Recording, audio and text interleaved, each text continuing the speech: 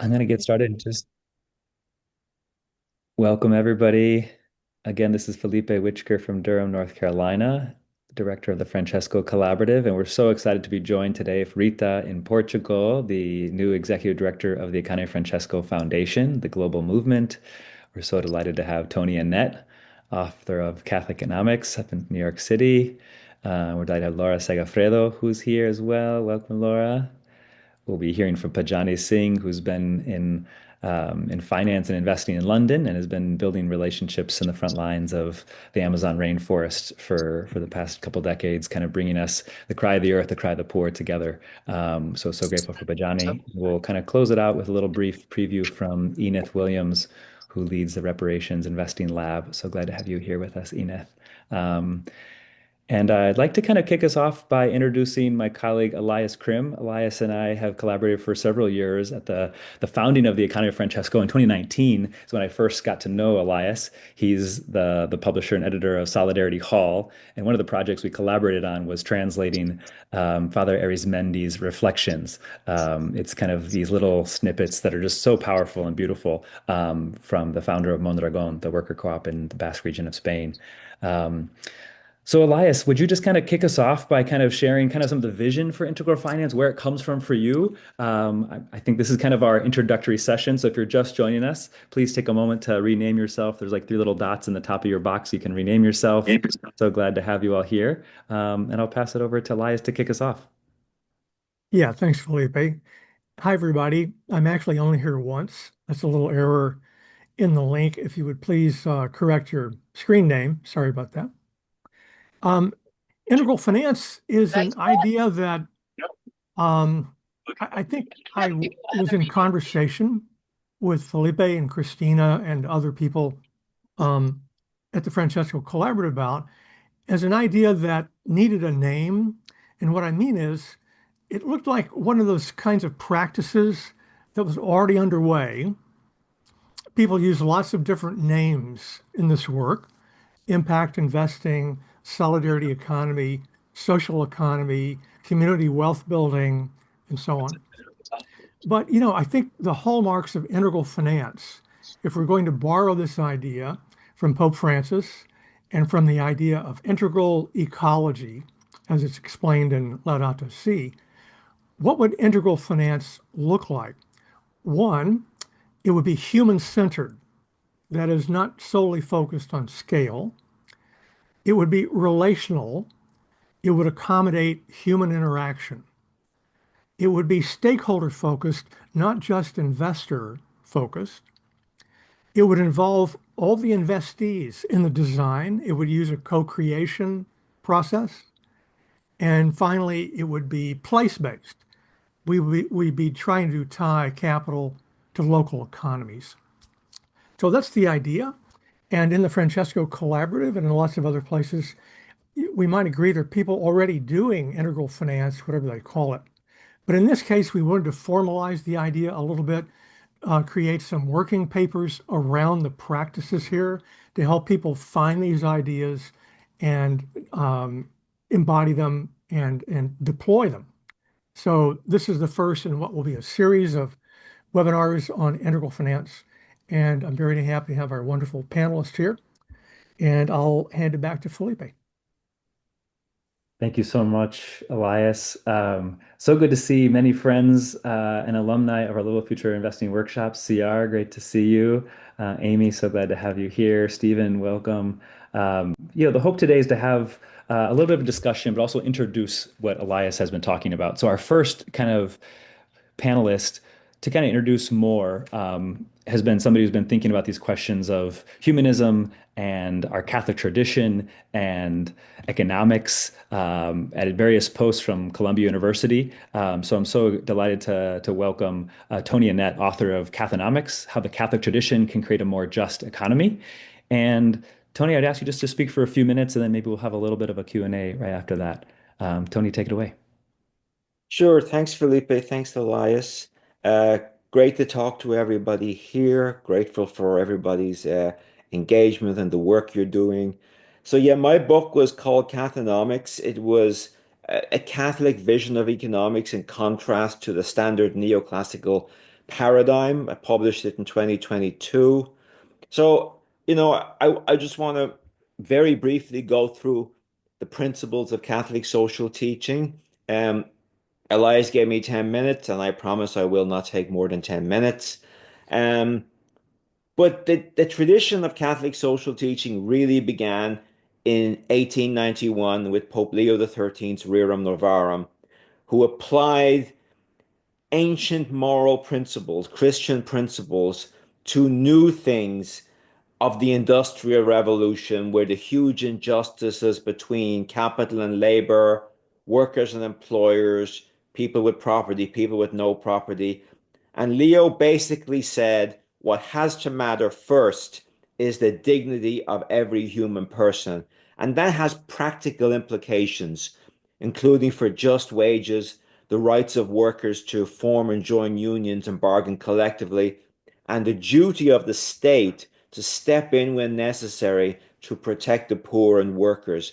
And that set in motion a long list of social encyclicals all the way down to the present day, all the way down to just last week when Pope Leo XIV issued Magnificat Humanitas, where the new things that he was addressing was artificial intelligence. But again, the principles are the same. The dignity of the human person has to come first. It has to come before the power and the profits of the people who own these technology companies. It has to come before what this technology can do to human relationships and to employment and to inequality. So that's very important. What are the principles of Catholic social teaching that stem from this human dignity? I think there are, a good number of them. I'll go through them very quickly. There's the common good, which is central. The idea that's the good of everyone, of all of us in it together, that transcends the good of any single individual. And again, that's very countercultural in today's society. Then there's integral human development, the development of the whole person and all people. This is a full vision of authentic human flourishing. It goes beyond simply GDP or income and wealth. It's who we are as relational beings in the world today. So that's again a very profound difference from the way traditional economists look at things. We have solidarity, the notion that we are all responsible for all. We have subsidiarity, which is often misinterpreted. Subsidiarity means do things at the right level. Often that level is at the local level, so that families and individuals and unions and civil society groups have their own agency and autonomy. But the state has a duty to step in and make sure those lower level communities can fulfill their function, but in a way that doesn't usurp their authority. So that's subsidiarity, very important principle. Um, there's the universal destination of goods. That's the idea that the goods of the earth um, must meet the needs of everybody in the world, not just the rich, not just the people who succeed in the market, not just the people that have the most property rights. And this is a central idea. It was emphasized heavily by Pope John Paul II, by Pope Francis, and most recently by Pope Leo XIV. It harks back to scripture and the church fathers and St. Thomas Aquinas. Um, and it has direct relevance for economic life because under a free market system, what matters most is the right to private property. But Pope Francis says this is a secondary natural right, not a primary one, a secondary natural right. Or as Pope John Paul II says, it always comes with a social mortgage. Now, some people say, well, the universal destination of goods is really about private charity. It's about using your surplus to aid the poor. That's important. I'm not denying that. But that on its own is not correct. There is a very important institutional dimension which calls for the state to assume a very important role in bringing about the universal destination of goods and bringing private property rights and community needs into alignment whenever they clash. That's very important. Related to that is the preferential option of the poor. Then there is justice, which again is what we owe each other. Again, Pope Leo the 14th had a major section in Magnificat Humanitas on social justice, and often a neglected but vital part of our tradition. And then, very importantly, there is the idea of rights and duties. Um, which is really related to the 1948 Universal Declaration of Human Rights. And the interesting thing in Catholic social teaching is that economic and social rights are the core human rights. They even come before civic and political rights. And this is from Pope John the 23rd in his encyclical Parchamenteris. And I'm just going to, rather than like harp on about it, I'll just read what Pope John says. He says, man has the right to live, he has the right to bodily integrity and to the means necessary for the proper development of life, particularly food, clothing, shelter, medical care, rest, and finally, the necessary social services. In consequence, he has the right to be looked after in the event of ill health, disability, widowhood, old age, enforced unemployment, or whenever through no fault of his own he is deprived of the means of livelihood. This gives a distinctly Catholic justification for the welfare state.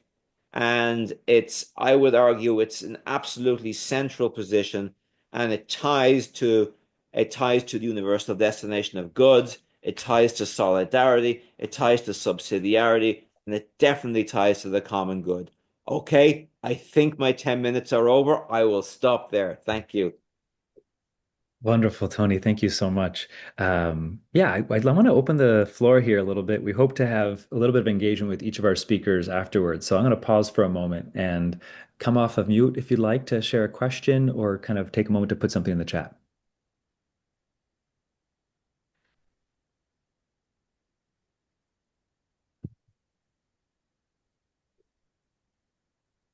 I'd love to hear from Sister Charlotte if she may kick us off.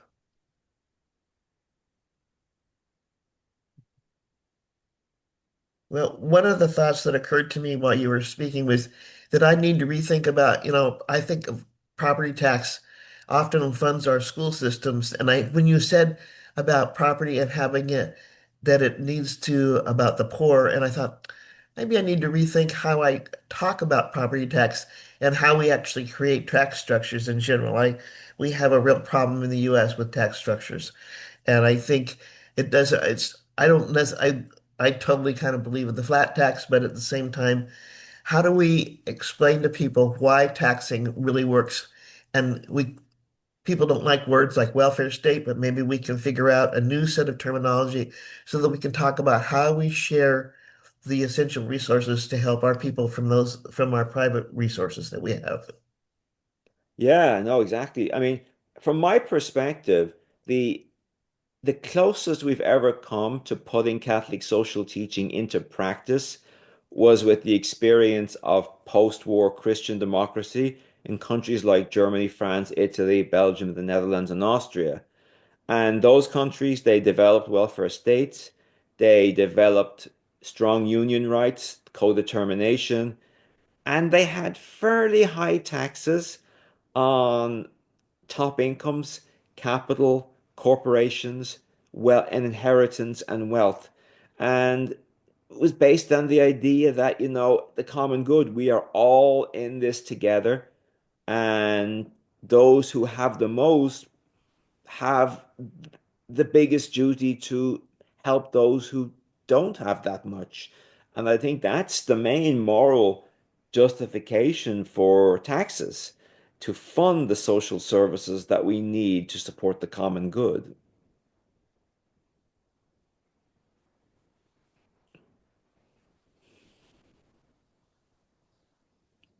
Amy, I'd love to call you in, given your great comment.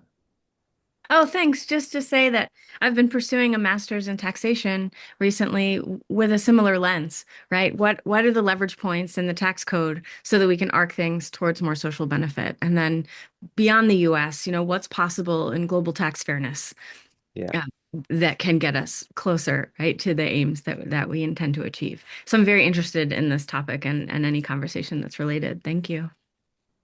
No, that's great. I would point out that, there was a time when the United States had the highest tax rate in the world. Mhm. Its top tax rate was 94%. That was higher than most European countries. So, this is part of the American tradition. And, there's a big debate today on wealth taxes, which I think have a very important role to play.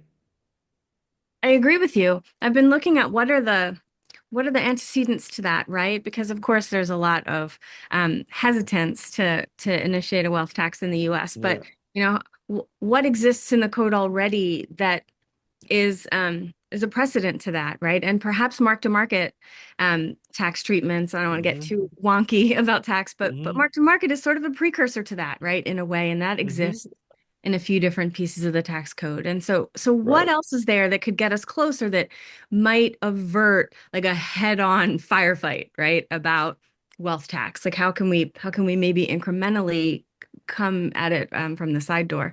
And I agree with you about the high tax rates, and that was really a disincentive, right, for anyone to try to hoard wealth. And so that high rate was not only, did we ever really charge anyone that? Maybe not, because, or maybe not that much, because no one would have had the drive to accumulate that much if the tax would have been that high. And so tax is a driver of social behavior, something Yeah. I'm fascinated with. Yeah, I mean, people always argue, well, people really didn't pay that 94%, but that's exactly the point Yes, right. because, businesses didn't give massive compensation because they knew it would be taxed away. So Right. the gap between top incomes and the bottom and the median was much more compressed than it is today. Yeah. Yeah. And more sane, I would argue. More Sure. sane, I completely agree. Yeah. I love the call in a few more voices. I don't know if CR or Will or Jillian, curious what you're thinking. Well, I'll just put in 2 cents. Which could take us to a little different direction. You've tied the Catholic social teaching very strongly in this short presentation to the existing state, nation state, and Mm. specifically the welfare state. I'm wondering how much wiggle room you think there is to reimagine governance outside the nation state. Um, do you mean at the supranational level Yeah, or at any level. I mean, we're um we're we're now completely stuck in the nation state, and yeah, I well, see it failing. So I'm looking for. there is a very strong aspect of Catholic social teaching that's based on subsidiarity that says some decisions have to be taken at a global level. For example, with climate change, we have the Paris Agreement, because obviously climate is a global problem, it's not a national problem, so it has to be dealt with globally. And Jacques Maritain, the godfather of Christian democracy, he defended world government. So there is, I mean, that's very utopian. So I'm not lobbying for that right now. But there is a strong tradition because the word Catholic obviously means universal. It means global. Yeah. Yeah, I agree that's a whole discussion to go up. I'm kind of more interested in going down into like bioregional types of ideas, which I think would be quite consistent Mm, with many of the ecological impetuses that are also yeah. coming into the Catholic social teaching. Right. CR, Right. do you want to share any more about your work and context on that? And we'll take a couple more reactions, then we'll move on to our next speaker. I'm just getting started on bioregional links. I don't have any wisdom at all to share there, so somebody else should go on. Beautiful. We'll talk more about the Amazonian kind of river basin and kind of Latin America later. Maybe that kind of area for talking. Will, Jillian, Chris, others want to share a quick thought or remark before we move on?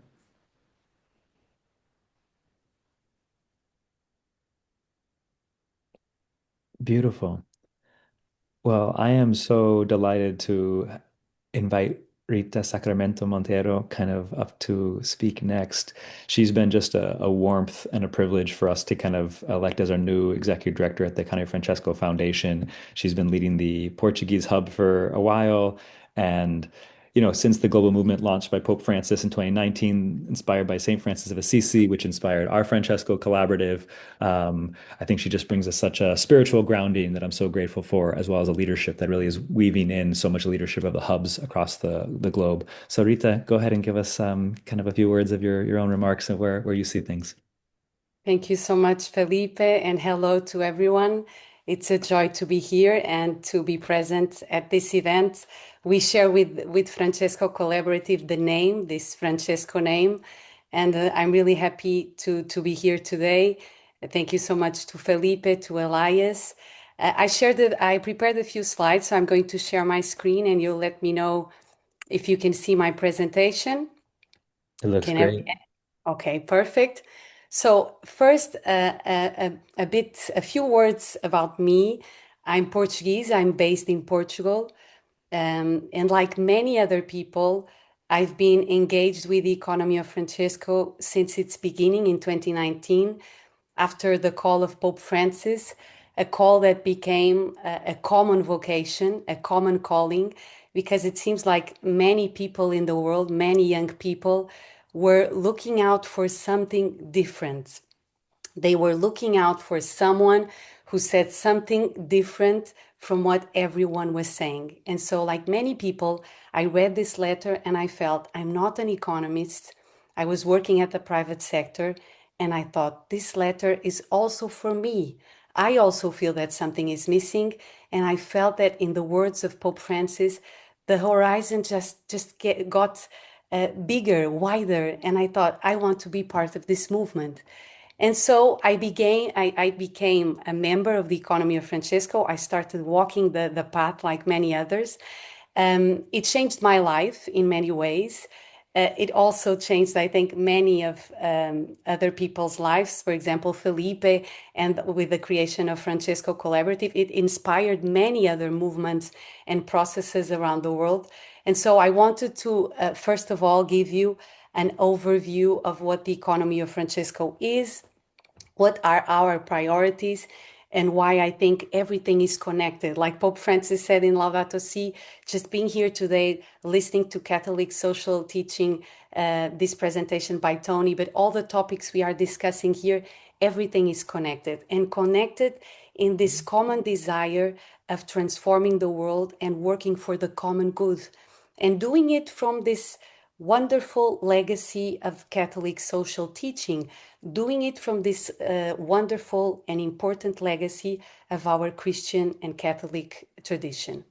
So the Economy of Francesco today is also a foundation, but most of all, the Economy of Francesco is a global community that was born after this call from Pope Francis. We are a community not only of economists, otherwise I could not be here, but not only for economists, but also researchers, entrepreneurs, and change makers from more than 100 countries that are working and want to dedicate their lives' work to transform today's economy and to give a soul to the economy of tomorrow.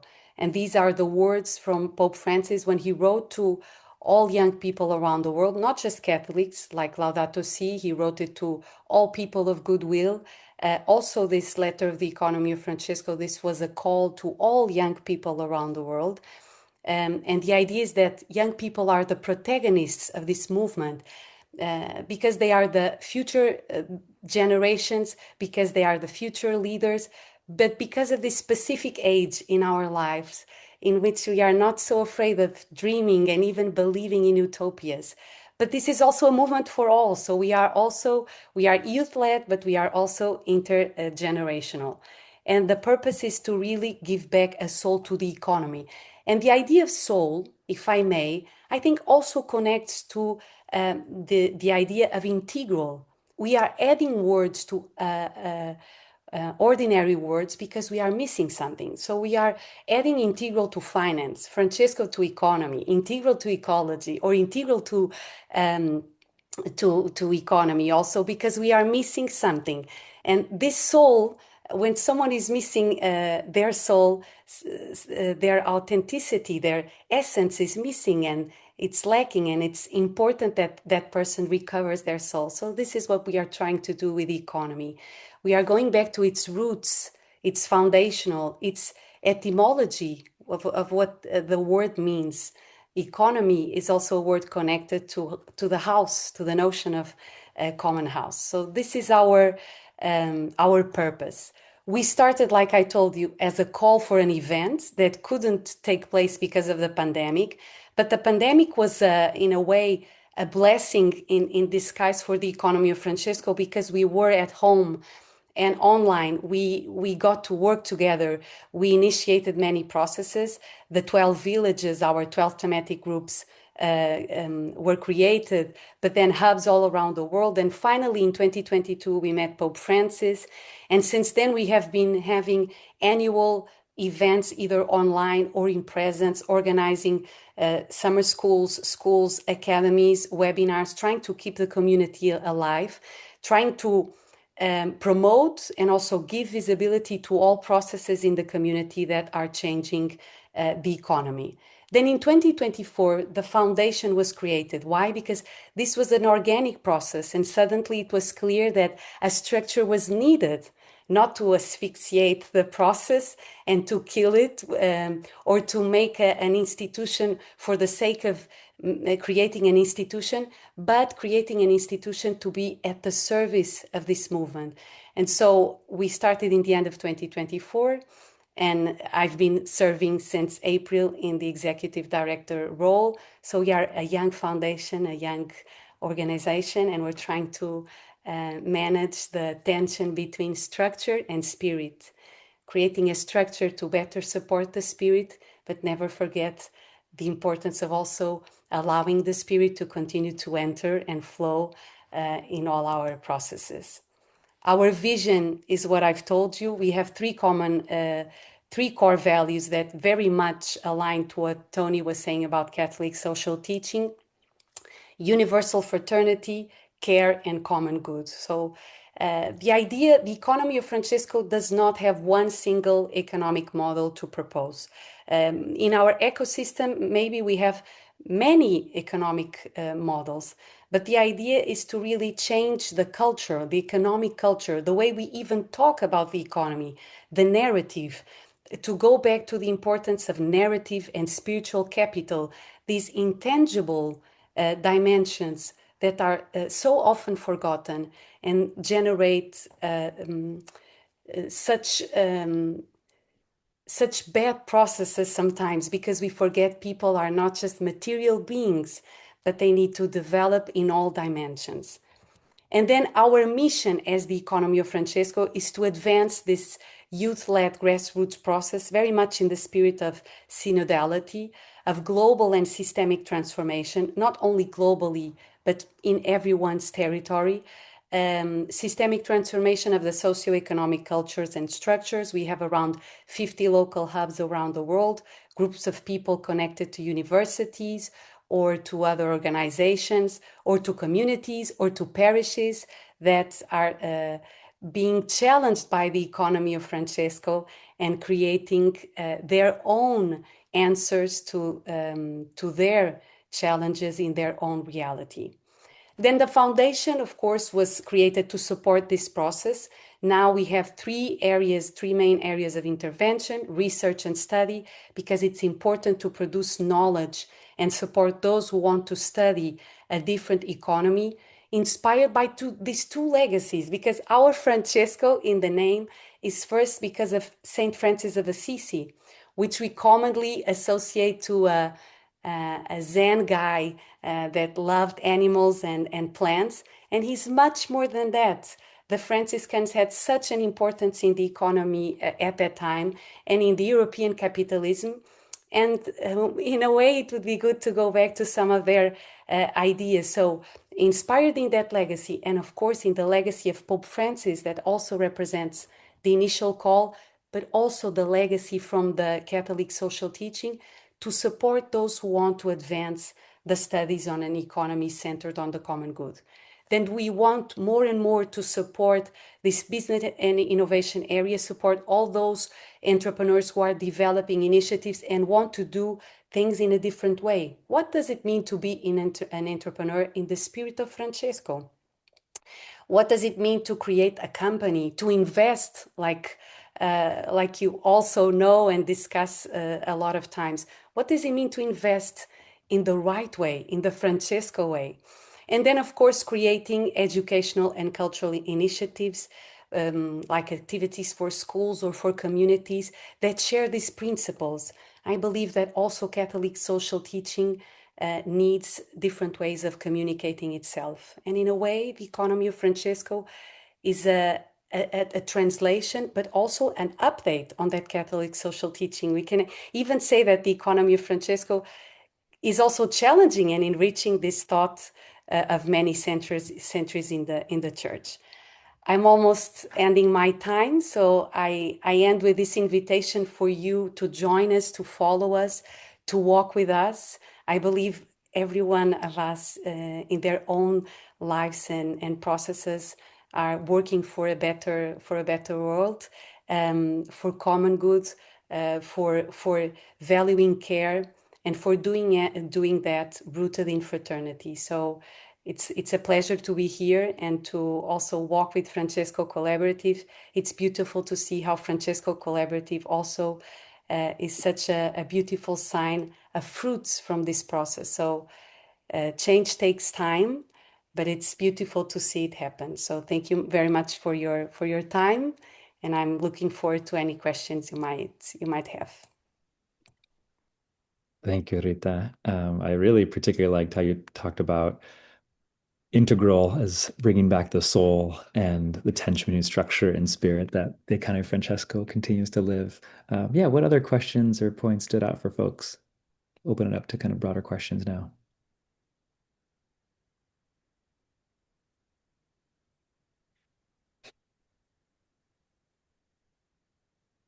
I have a question. So using my I'm in South Bend, Indiana. I work with the American Indian Catholic Schools Network. We work with 12 indigenous Catholic schools here in the United States. And I'm just curious if the experience and voice, and not to be a tricky question, but like what's been the involvement of different global indigenous communities as this movement and this vision has kind of grown and the community has grown? Has that been an involvement? Because I see some definite potential for some powerful collaboration there and sharing of wisdom.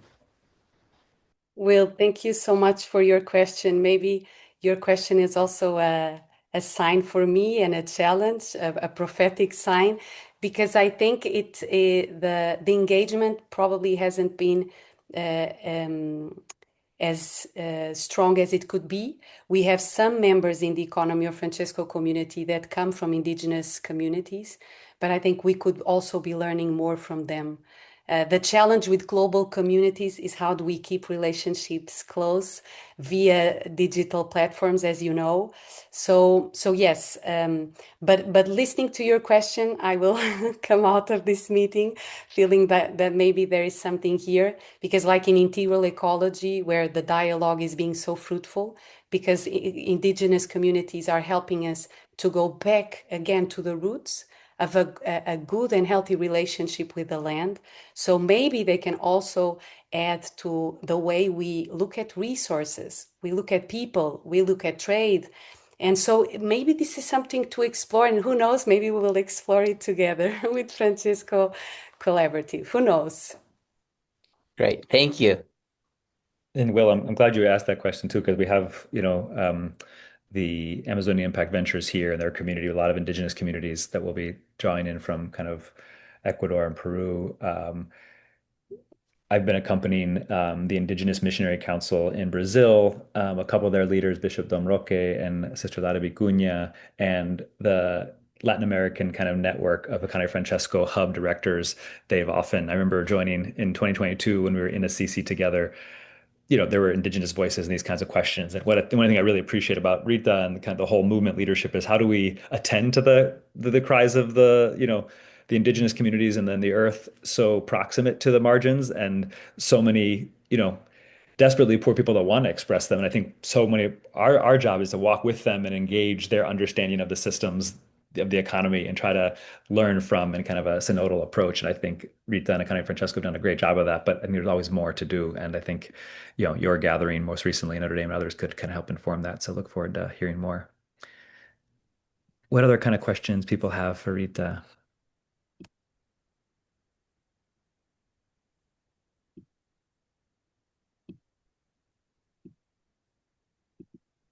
Let's take at least one or two more. Come on here. Don't be shy. Yeah. Questions or critique or suggestions, anything. I guess I would just follow on. Hello, the indigenous community, but also the sort of the general global South in particular, I'm thinking about the growth of the church in Africa, which is, tremendous, and the questions of the economy, how it's been harmful and how to remake it is really very much there. And I think there's a lot of work that could be done. And as you'll hear, the work I do is around repair and making sure we don't bring old bad systems into new opportunities. So I think in the same conversation with indigenous communities, I want to just think broadly at the global South and through a particular, for me, a very racialized lens around these questions. Annett, thank you so much for this comment. I would say that the economy of Francesco is growing a lot in the global South. In fact, I would tell you that Latin America, Africa are places of such vibrant activity. It's just amazing. If you could just, I think we lack sometimes the capacity to give more visibility to what they are doing. But in Cuba, for example, Felipe knows, in Brazil, they have created something called the Houses of Francesco and Chiara. And they have local physical spaces for community. They are doing literacy programs. They are doing whatever the territory needs. So it's not a top bottom approach. It's a bottom up approach, because no one can hear any more about top bottom approach, right? And they are doing it really inspired by this call in such an organic way, also in Africa. And the challenge is, how do we support them and also consider their diversity, and how do they challenge Europe, for example, where I'm based? I must tell you, sometimes I feel an energy that I do not feel in Europe. These regions of the world give us a sense of they awaken us in a way, and they are living such big challenges, but they keep going creatively and talking about peace. And thank you for talking about repair. And I'm looking forward to listening to you, because for the economy of Francesco, it's very clear. There is no good economy if that economy is not an economy of peace. So all this market around war is just the opposite of what we want. In Europe, we are going with the strategy of rearming ourselves again. It's crazy. At the same time, quoting social Catholic teaching, our politicians saying this and that. This is the wrong, and this defensive narrative. This is the wrong choice, It's a mistake that we will pay very expensively in the future. So for us, the economy of Francesco, if you check our website, recently Elias was there, for example. We organized the peace gathering. We are always promoting peace. We hope to develop even more contents and itineraries around peace, because there is clearly a crisis of relationships, right? So the ecology, the economy, finance, it's broken relationships that are taking us the wrong way. If we repair those relationships, we go back to recognize ourselves as brothers and sisters of, even if those concepts don't make sense, we need to find other concepts that make sense for people who might not have this approach. But respect, fraternity, These must be the values. Otherwise, it's impossible to build long-lasting solutions and futures, long-lasting and hopeful futures, right? That's what we all want. Beautiful, Rita. Thank you so much. Thank you to you and all. I'll do a little brief part with Rishi. You raised your hand. Want to say a quick question here before we move on to Laura Segafredo? Yes, definitely. Thank you so much. I'm a board member with an interfaith community in the U.S. And we're kind of shifting the money that was going to go back into like an investment. Like a bunch of money became available because we sold the property, and I started bringing up the idea of putting the money, it was a few $100,000, into a land trust or some sort of farmland trust that can support farm workers or farm ownership for people who don't have access. And I'm wondering, is that something in your area, or is that something to think about in the sense of so many church communities and faith communities own so much land? Could that land be, could there be a cooperative way that can be shared cooperatively to farm workers or people who want to steward the land and create food security or food sovereignty? Thank Rishi, you. thank you so much for your comment. In the Economy of Francesco, another of the projects that was born in this ecosystem was the project Farm of Francesco. So if you look it up, you will see their work, and they are also promoting this consciousness of land and a different agriculture. When I heard about your comment, I also thought about Laudato Si movement and the work they are trying to do also with religious communities. I think there is work to do in sensitizing religious communities. There are many church communities that might sometimes still feel that these social and environmental topics are not something connected to our faith. They are something else for activists. So there is work to do for sure, and we are also learning as a community what our community is doing on the ground, and also how can we challenge more religious communities. So listening to what you said, I thought about the Farm of Francesco and also the wonderful work at Laudato Si movement. And also I remembered a model, an economic model that you might have heard of, which is the Economy of Communion model.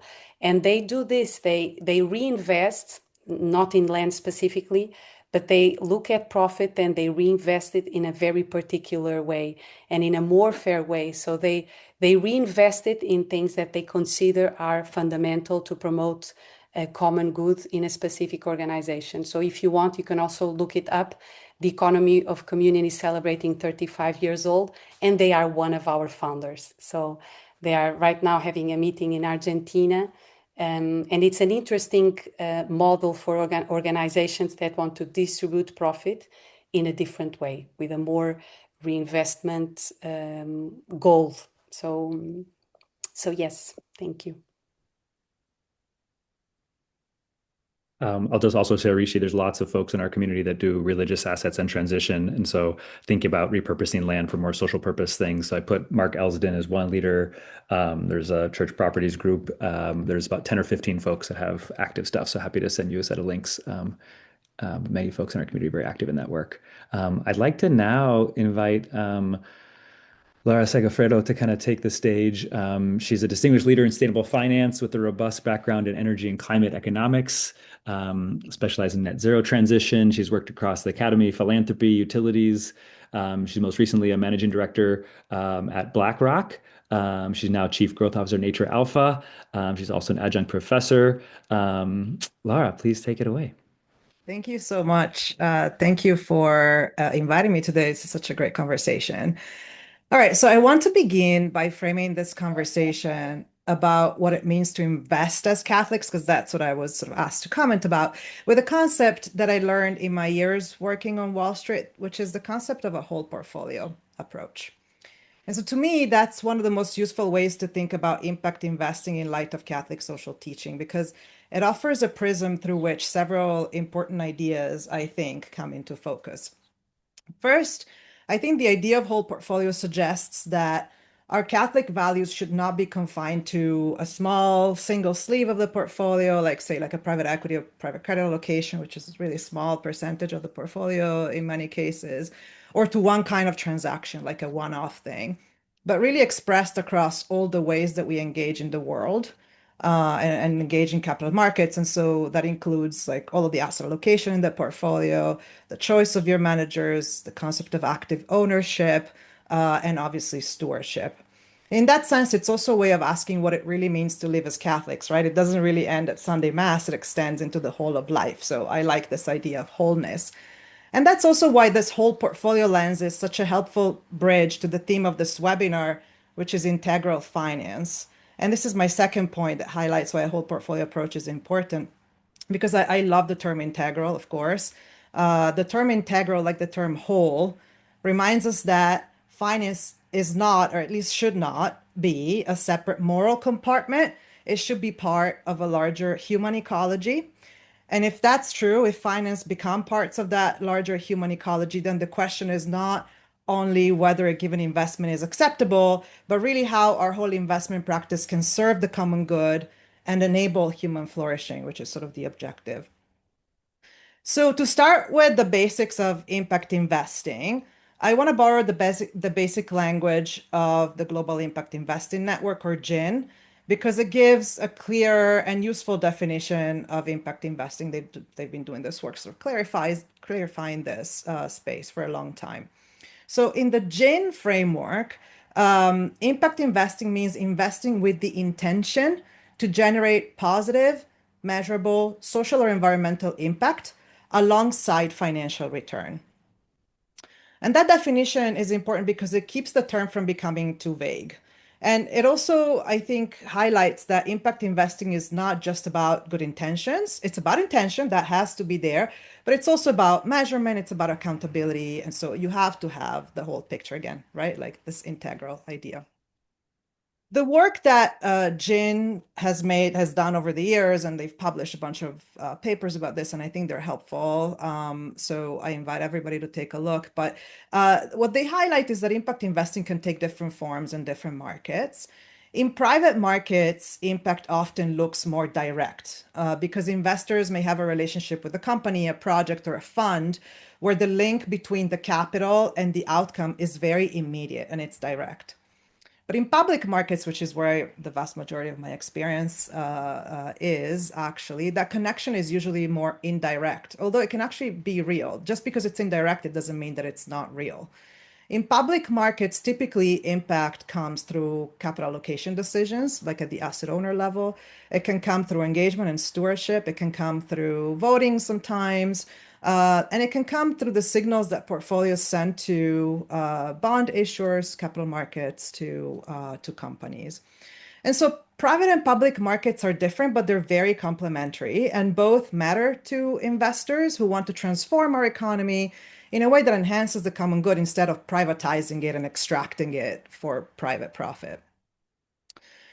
So I think that distinction is important for the conversation today, and this has already sort of started to emerge through the conversation so far, because much of Catholic investing in public markets has historically taken the form of negative screening. So that was like just avoiding certain industries or certain activities or certain companies that are considered inconsistent with Catholic values, whether because of what they do, the products they produce, the services they sell, or because of a certain, like the conduct that they have in the way that they manage their operations. And so that part of investing, especially in public markets, remains important. And I don't want to dismiss it, but I think that the broader movement in Catholic social thought, in church guidance, and in investor practice is moving towards something more positive. So it's moving from just asking what we should avoid to asking how we can direct more capital towards activities that actually promote the common good, activities that actually align with all these ideas that Catholic social teaching embodies. And perhaps in public markets, the preferred term is around alignment, because again, that sort of nexus between capital deployment and outcomes can be a little bit more difficult to measure. Now, there was a document that was published 4 years ago now, actually, by the Pontifical Academy of Social Sciences, and it's called Mensurem Bonum. And I think it's a useful document. The subtitle is Faith-Based Measures for Catholic Investors, a starting point and a call to action. And I think that phrase is revealing. This document is not trying to be a rigid rule book, and I think that's good. I don't think that we need rigid rule books. But what it does is still very important because it's trying to open up a deeper process of discernment for Catholic investors. What does it mean to be a Catholic investor, actually? And it asks how Catholic faith and Catholic social teaching should shape financial decisions in a world where capital is powerful. I mean, that there's no denying that. Markets are sometimes complex and opaque and complicated, and the moral questions aren't always straightforward. And so, what I appreciate about Insurum Bonum is that it makes Catholic investing feel less like a narrow screening exercise of like compliance, like check the box, and more like a constructive moral practice. I think it invites investors to ask whether human rights are respected, whether persons are being commodified, whether sustainability is authentic and not just a marketing gimmick. Whether capital is being used in a way that really corresponds to Catholic commitments. And so that document is interesting because it's not simply saying avoid the bad. It says discern the good and then act accordingly. And that's a much harder exercise, actually. And I think a similar point can be made about the encyclical that was issued just last week, Magnifica Humanitas, that the encyclical by Pope Leo XIV that Tony talked about on artificial intelligence, on the new things of our days. The central concern of the encyclical is the dignity of the human person, the dignity of the human person in this age that is shaped by a technological change that is rapid and difficult to predict. And so the human dignity, the dignity of the human being is at the center, and that's the criterion for orienting technical progress. And I think that's an important phrase because it flips the logic that is the logic of Silicon Valley, and it's the logic of capital markets, which is that technology and progress are not the highest standards by which we should judge the human person. It's the human person that should be the standard by which we judge technology and progress. And I think that's important to finance and to capital markets because finance can put a lot of people off. I myself never thought I would actually end up working in finance, funny enough. I mean, I'm an economist by training, so that was going to happen eventually, but I'm trying to reform. And yes, it's technical. Capital markets are fast and efficient and sometimes opaque and sophisticated, but they really, I mean, I think that it's pretty obvious that they have failed to serve human beings for a long time now. And so the encyclical language, I think, helps us remember that progress can only be called progress if it's ordered to human dignity and to a life that is relational with the planet that we live in, relational across human beings. And so it really calls us to cooperate in building a more human society, a society that is a fraternal society, again, with this Francis language around fratelli tutti. So it's a beautiful invitation. It's demanding for investors because it suggests that finance and financial decisions and investment decisions and portfolio allocations should not just be reduced to like optimization or signaling. They should really serve relationships and dignity and the common good. So how does this translate into capital markets? That's like literally the trillion-dollar question at this point. And so I think that it's worth here saying plainly that Catholic investing in public capital markets can be quite challenging because there aren't a lot of tools today to really do discernment and application of these principles at the practical level. Again, they start with negative screening, but I think it is moving forward. I was actually at a conference a couple of weeks ago in Rome, convened by the Pontifical Academy of Social Sciences to really think about the phase 2 of Insurum Bonum. What does it mean? And I think a lot of the interest of investors is to really have this positive element of like, how do we not just stay away from things we don't want, but how do we actually move the economy from where it is today to where it needs to be? And how do we align our portfolios with that vision? And I think that's a much harder exercise. But there are examples of where that's possible. For example, in the first half of my career, when I was at BlackRock, I worked in green bond markets. I worked in bond markets, and in particular, building the green bond market. I've been involved in that market for years, and we've built it from the ground up. And I think it offers a pretty concrete example of what this evolution looks like in practice of going from staying away from the negative to to aligning with the positive, because green bonds are public liquid investments. They trade in these old, boring bond markets that are stuck in the 50s. And, it's just really funny how that still works like that. But they can deliver market rate returns. They can finance tangible environmental outcomes. And so it shows that public markets are not morally disqualified from impact. They can be one of the places where impact and return are genuinely aligned. And that's why I think that this whole portfolio approach is so helpful, right? If we only think about impact through private deals, we miss the scale of public markets. If we only think about public markets through screenings and exclusions and just like staying away from bad stuff, we miss the opportunity for positive capital allocation. And a whole portfolio approach allows us to think more integrally. So different asset classes can serve different roles, but all can be oriented towards the same moral purpose. I will perhaps stay away from talking about stewardship because I don't have a lot of time. Obviously, there's a role for that. It's not just about ownership of a controlling stake of a company that you can influence behavior. But I want to talk about private markets for just one moment. Obviously, in private markets, impact investing allows for more direct and intentional alignment between capital and outcomes because investors have greater influence over governance, strategy, reporting, the use of capital, and the relevant criteria can include intentionality, additionality, measurable outcomes, accountability over time. And so Catholic social teaching can help us evaluate those criteria by asking whether the investment respects human dignity, advances the common good, supports subsidiarity and solidarity, and avoids reducing people or communities to instruments of return. And in that sense, I think that CST is very complementary to sort of standard disciplines of private market impact investing, right? It can deepen that standard discipline by insisting that the ends of investing remain human and social and, importantly, moral. So let me close. Maybe I want to offer the audience a couple of questions, three actually, that I think any Catholic investor can ask in public markets and private markets or across a whole portfolio. And the first is, does this investment serve a real human good consistent with dignity and the common good? The second is, what harms is it helping to avoid or reduce, and whether that's locally or at a global scale?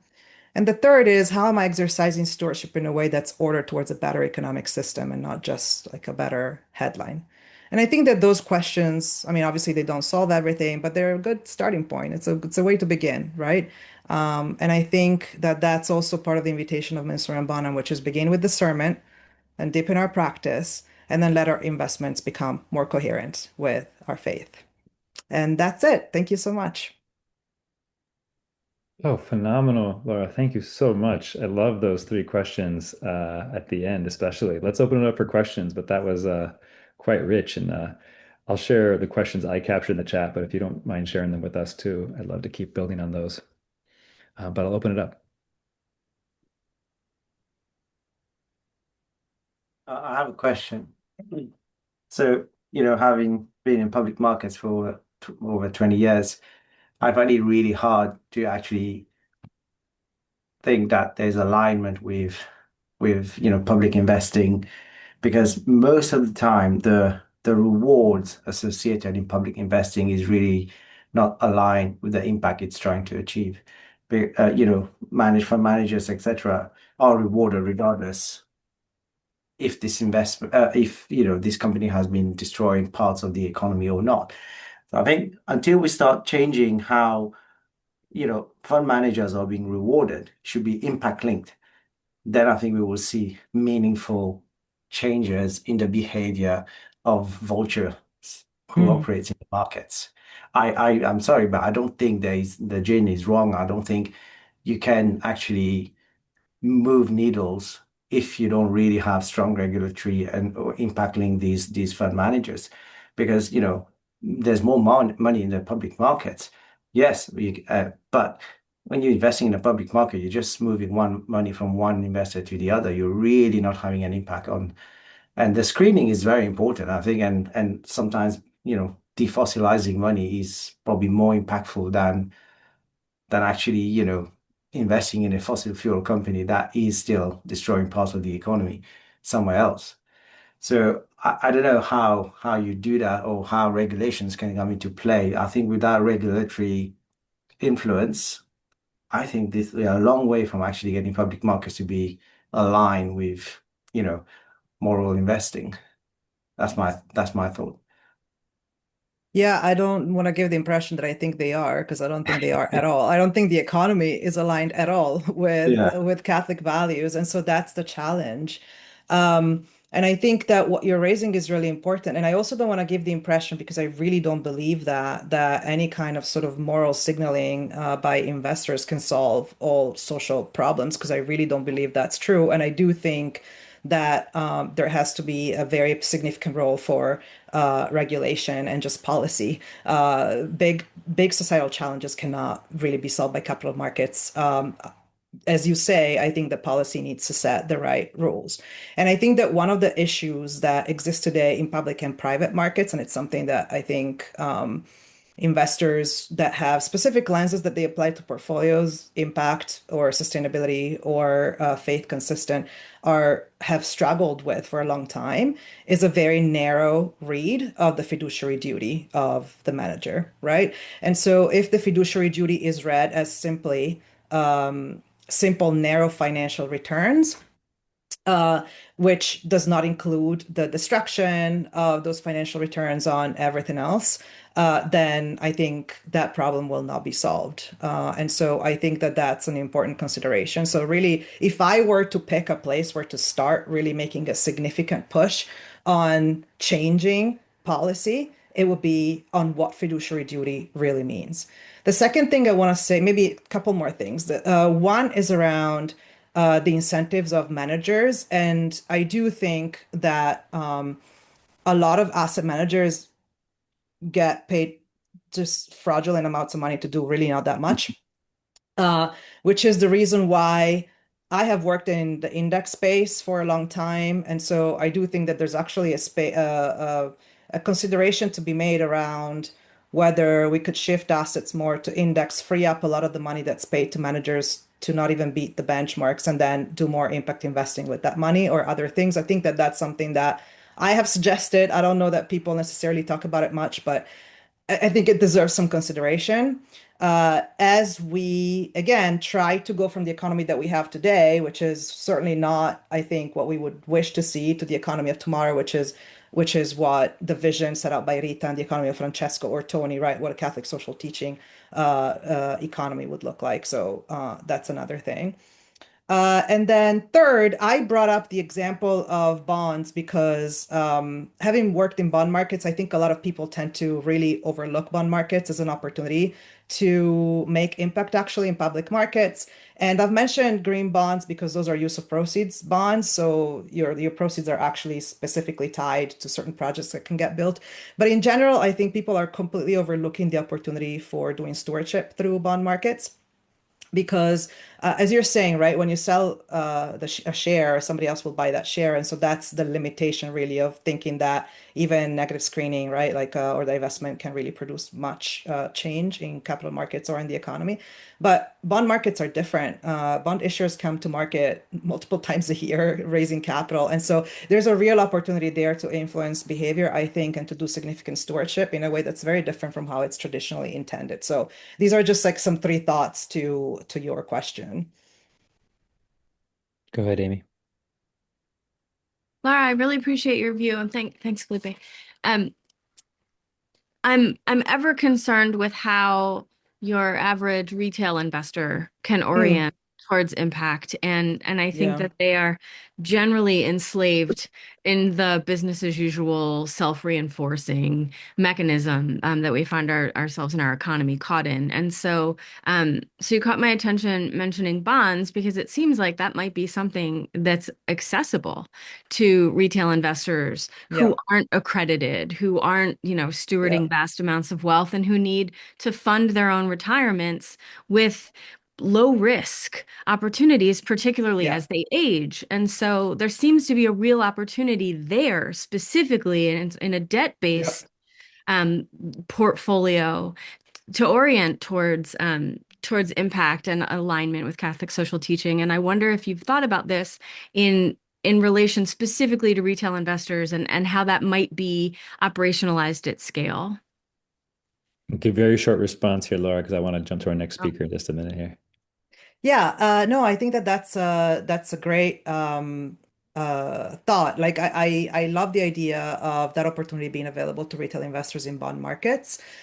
I am super skeptical of the push of private market products to retail investors because I think it's just a way for asset managers to collect higher fees. That's just my view.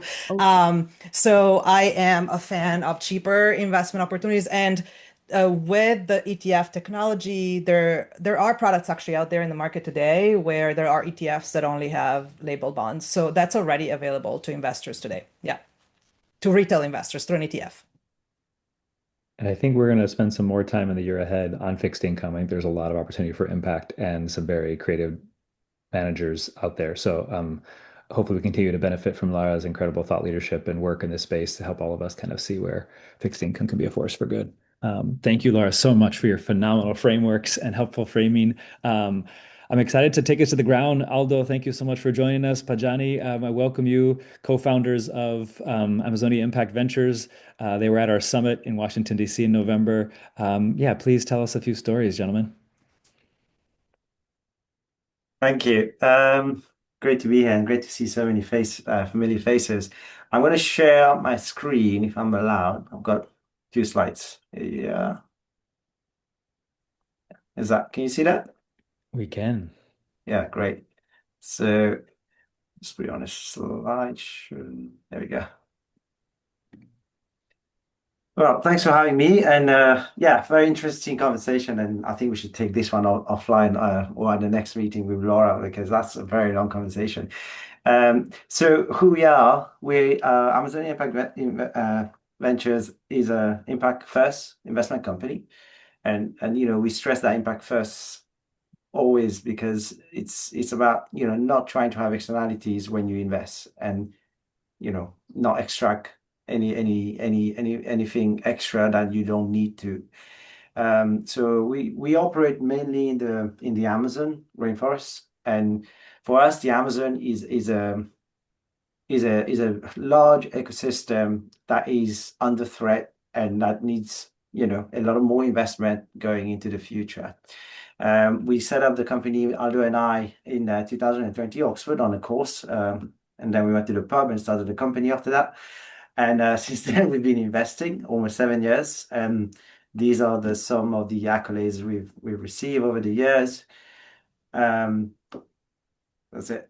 So everyone knows that you can hear and see on TV the forest on fire. There's a lot of deforestation happening because it's much easier to fund illegal activities than to fund legal activities. There's still a massive lack of finance that needs to go into communities and specifically indigenous communities that the banking system and financial institutions do not serve. But we also see a massive potential in the bioeconomy. That is, our theory of change is if you can prove a standing forest is worth more, then no one's going to cut it down. And the way you do this is to move capital down there, create businesses, and provide livelihood to the communities that live there. And the bioeconomy is products like Brazil nuts, cacao, acai, coffee, but all grown with agroforestry system, which is non-destructive. But our approach is not just typical suitcase lender, right? We don't do this. That doesn't work. They've tried it. People do lend you money. When you come back, you've just lost your pants. Doesn't it's not going to happen. So what we do, we work along the whole supply chain of the food. It is for us, it is unbelievable that 70% of the food produced is by smallholder farmers, and these are the poorest people on the planet. I mean, how is that even possible to produce the most important food? And the problem lies in the whole value chain of the supply that is super extractive. Normally, value is captured in the global north or in the middle chain actors. So we work along the whole supply chain from the communities to the middleman to the off-taker. For example, in the US, we work with a buyer who sells into Whole Foods. So you'll see a lot of the nuts in Whole Foods from Good Sound comes from Amazonia's funding down on the ground. So we hold Good Sound accountable for what happens on the ground, and they pay fair price, blah blah blah, and that filters up, and that's the whole winner. So that's how we think about how we invest, and this creates huge gap for us to invest in multiple companies, and the size of the market is very large. And it's a shame that money is still not flowing into this business because of the perceived risk associated in investing in poorer countries or in communities or indigenous communities. But we've proven that, with the right framework, with the right impact link loans, with the right investors behind us, you can actually achieve pretty sustainable long-term investment returns that is non-extractive. So we use blended debt as a tool, blended finance. And I'll give you, Felipe is aware of this, I don't know if the others are. So we have a range of senior investors who could be your retail investors or your person wanting to retire, wanting 5% per annum. But you also have catalytic investors. Like here, we've just raised $600,000 from the Sisters of Bon Secours in Paris and Bon Secours Mercy Health. And they've split their investment in catalytic and senior.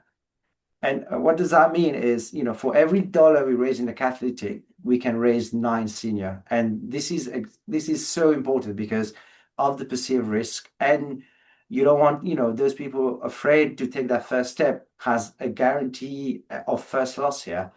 And we've proven that we had 0 bad debt in the past 6 years. And there's a reason why. It's the approach we do.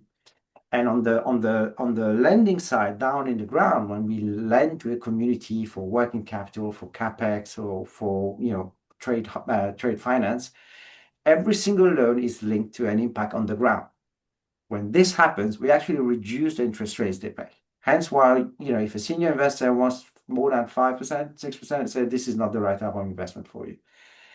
So, and by doing this, you empower the communities, and they are also on board with the impact that's happening on the ground. It could be planting more trees, it could be having more women on the governance board, and so on and so on. So, and that's the tools we use, and using finance. Aldo, I think I'll invite you to come and speak on these 2 slides. Yes, sure. And Aldo is based in Lima, by the way. I'm based in London. So we have a team in Lima and, in Peru. Exactly. Yes, so far we've been, as Presenter was mentioning, the last 6 years working since we started investing in different regions in the Amazon, in Peru, in Ecuador, in Colombia. So far, we've done more than $13 million dollars in loans, more than 45 loans, and we are actually on Friday last week, we approved 5 new investments, 3 to new companies, 2 reinvestment to other companies in our portfolio. But we collaborate with many also organizations from local NGOs, international NGOs sometimes, or governmental programs in different countries. This year, at the beginning of this year, we started also a new loan in Brazil. So we're adding Brazil to our portfolio too. 30% of our portfolio actually are indigenous producers, indigenous farmers, also around 30% of the portfolio final beneficiaries are women. And if you go to the next slide, Vash, with the work we're doing, we have influenced more than 200,000 hectares in the Amazon. This is a bit of where we are working, different regions in the Peruvian Amazon. This is our main focus now. There's such a large territory, but also very diverse in Peru. There are really different type of Amazons, not just one. We are working also in Ecuador and in Colombia, as I was mentioning, with different kind of value chains, not only agri-value chains, but mostly non-timber forest products. Because when you invest in the forests that is producing, that people on the ground that need to harvest, they need to protect the forest, right? So the conservation model is perfect there. Those small and medium enterprises, they need the forest to produce, basically. And here to just to go very briefly two different examples. One is in the central part of Peru, in Villarrica. The gender gap for rural women is incredible. Rural women are earning 35% less than men. And this is a study made 2 years ago in the cocoa and coffee value chains. Only 10% they reach leadership roles in their cooperatives or in their associations, and 93% of women smallholders, they have never accessed a single line of credit, which is really, really, really bad. So we are supporting this 100% women cooperative in Peru. They've grown from very small 16 producers to 83 members now. An amazing leadership with Tania Andrade. And they are growing also on what they are exporting to Germany, to France now. Before we were working with them, they had to, access credits individually. The president and some of the members in the board, and to finance with that money the rest of the producers. But now they can have access to fund their buying their coffee and processing the coffee, and this year also to improve some of their equipment. And the next one, Pash, is an indigenous cooperative in Ecuador. It's called Wiñac. Also some incredible, indigenous people. They protect a third of the carbon in the Amazon, and they receive less than 1% of global climate finance. So we're working with them since 2022. They are in the Ecuadorian Amazon, 263 Quechua producers. They produce guayusa, which is an indigenous plant. They use it traditionally very early in the morning to kind of clean them before they go to work. They go to hunting. But now people are using it because it's an alternative to coffee. And it's really an amazing product that energizes you, but also keeps you calm. But they also produce cacao, cassava, bananas, and different products in an agroforestry sustainable way.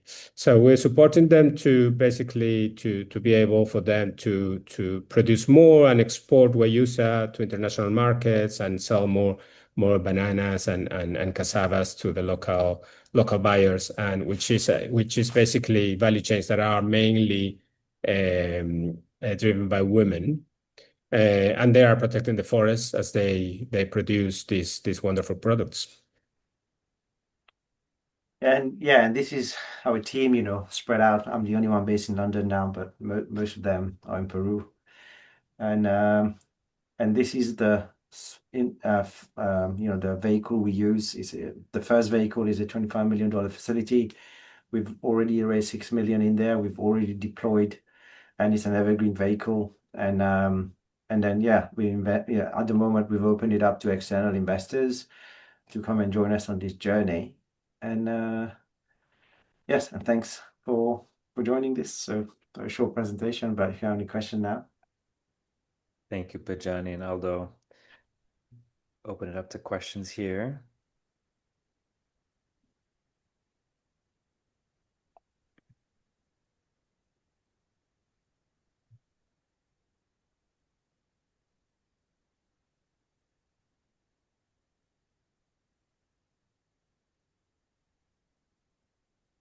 Go ahead, Will. Yeah, thank you. This is really fascinating.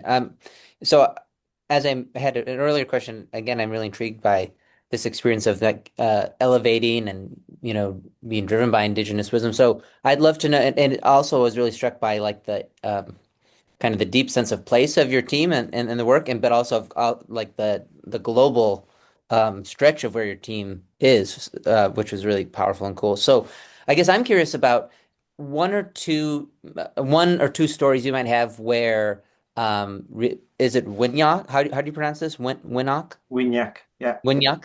Kind of in that experience and in elevating that wisdom, some piece of knowledge or truth that came through in the process that maybe struck your team that really kind of caught you off guard that you might have not anticipated that was impactful in kind of directing your work. I think we have an indigenous leader who's from that community called Juan Carlos Chintia. He was actually nominated for a Nobel Peace Prize. But just speaking to him always gives us, humility and and understanding sometimes things don't move as fast as we expect in the West, and have to be more patient. So yeah, we've learned that, communities move at a very different pace to what finance wants us to move at. So that's one of the lessons we've learned. Hence why, having investors who are impact first orientated helps. When they've missed a payment on the loan doesn't mean it's a bad loan. You kind of work with them to try and negotiate or find an alternative buyer when someone, messed with them and not paid them. It happens, right? So US company didn't pay them for a month, never paid them, actually, did a run on them, found a different buyer, and now they're slowly paying back what they owed. So it's kind of pace is an important thing. I don't know, Aldo, you live in the communities, so you know I more than me. yes, I think it's important also the role of the indigenous organizations they have. The Guayusa was actually about 6 years ago. Kind of there was a big demand because in the US, a company started a energy drink. So in Ecuador, a lot of communities starting to plant Guayusa, right? And these companies were trying to buy directly from smallholder farmers. And it created a lot of noise, and communities were expecting a lot of big payments from that, but and it didn't work at the end. So there was a lot of people disappointed. They lost a lot of money. Smallholder farmers really disappointed. But working through an association like WINA, where they have the relationship with the farmers, they organize themselves, they have assemblies, is completely different. I think that's the way to do it, going all the way through their own organizations. And we respect that. Every time that we go to a territory, we work with a local cooperative, a local association. It's not the relationship is not directly us to the farmers. Yeah. Other communities.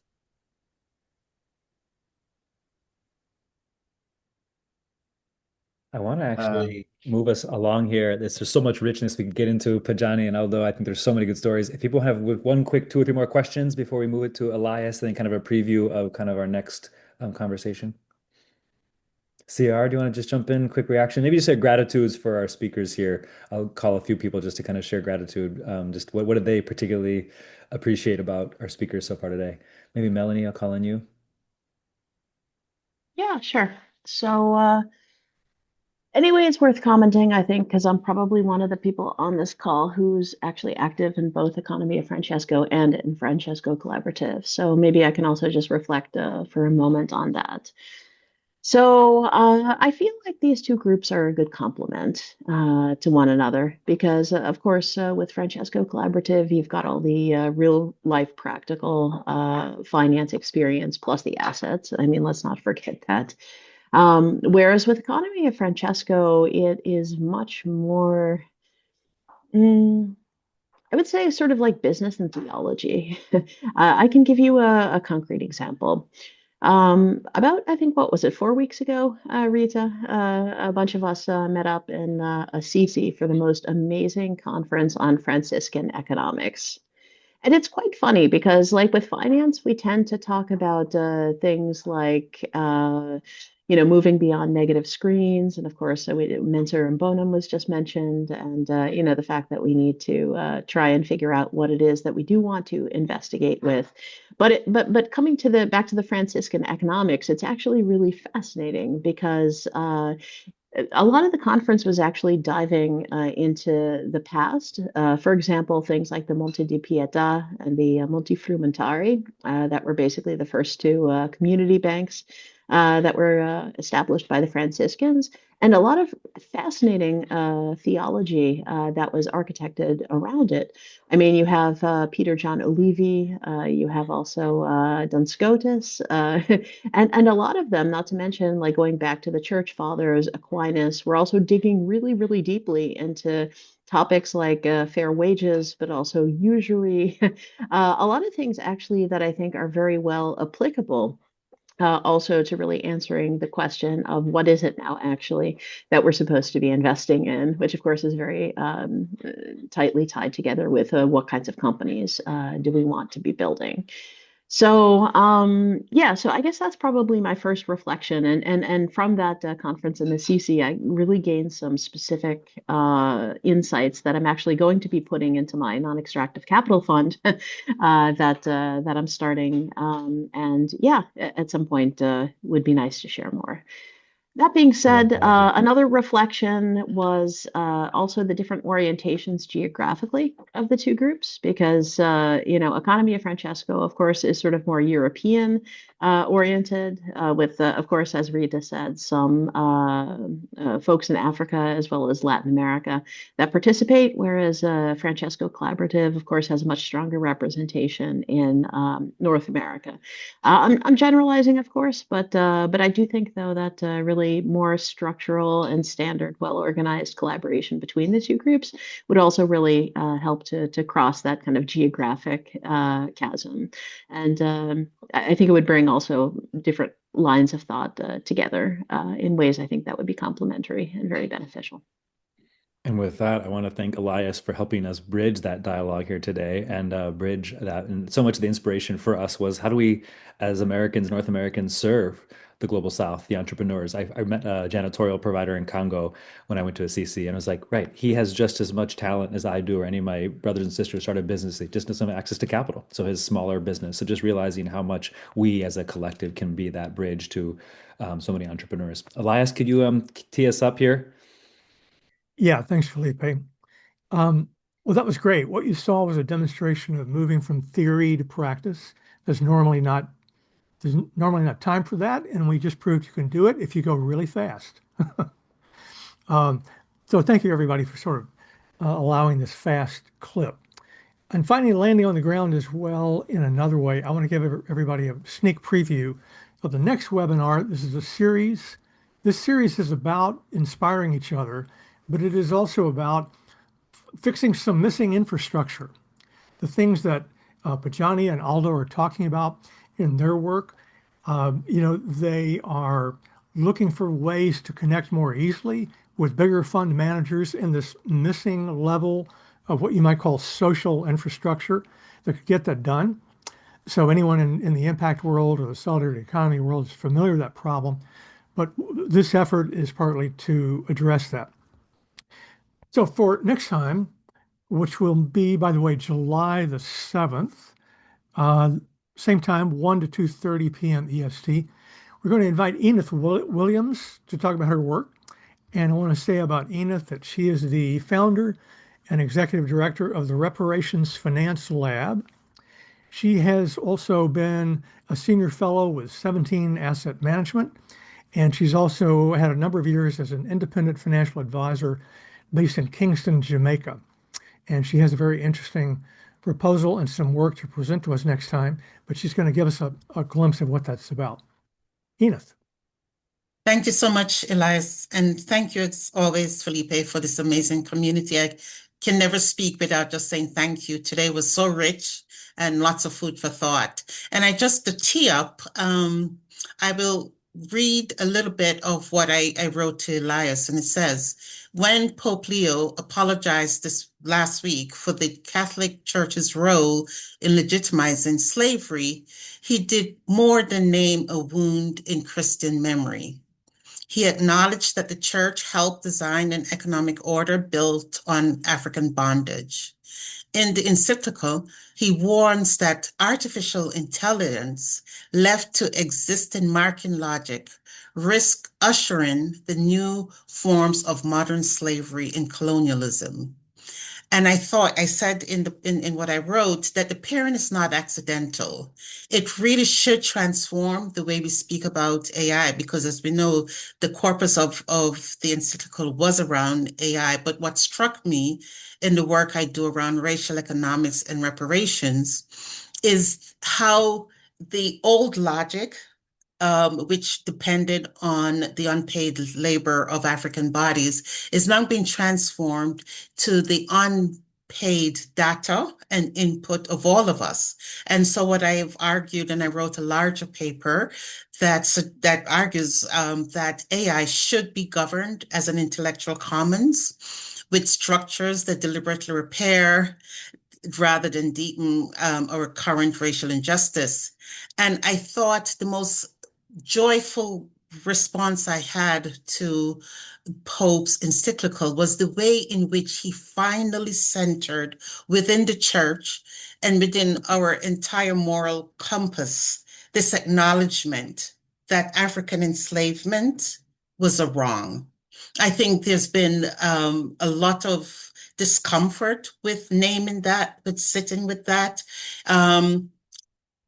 With all people and certainly with wealth holders. And when that moral courage that he displayed, because there have been other apologies, but this one was so specific and so clear and so unambiguous. I am joyful and elated at the opportunity. I think that it has opened a lane for us of people of good faith to have an honest accounting and reckoning and design reparative economic structures around grounded in the faith that has said, yes, we need to do something different. And so that's what I hope to explore in our next conversation. How would we realize this? What are the opportunities in front of us? And how do we bring just this magnificent humility into our practice as investors?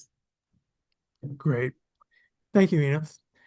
Let's see, Felipe has to drop off, so I'm going to say farewell and thank everyone for this great conversation. Don't forget to save the chat, because in the chat you've got all kinds of events coming up that we've listed here, both from Francesco Collaborative and the Economy of Francesco and beyond, I believe.